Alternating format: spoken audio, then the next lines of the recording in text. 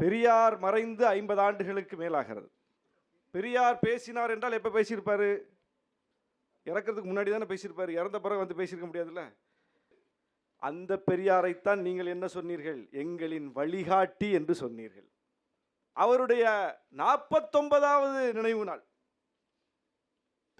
பாருங்க.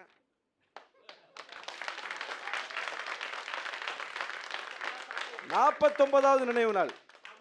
யாரு பூ தூறது? யாரு படம் வச்சு போற்றுறது? யாரு அந்த படத்துக்கு முன்னால் நின்று உறுதிமொழி எடுத்தது? யாரு? இது எப்போ? 49 வருஷத்துக்கு முன்னாடி இல்ல, இப்போ 2 வருஷத்துக்கு முன்னாடி.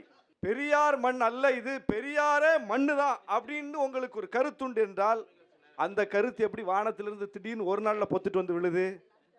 இதுதான் தடுமாற்றம்.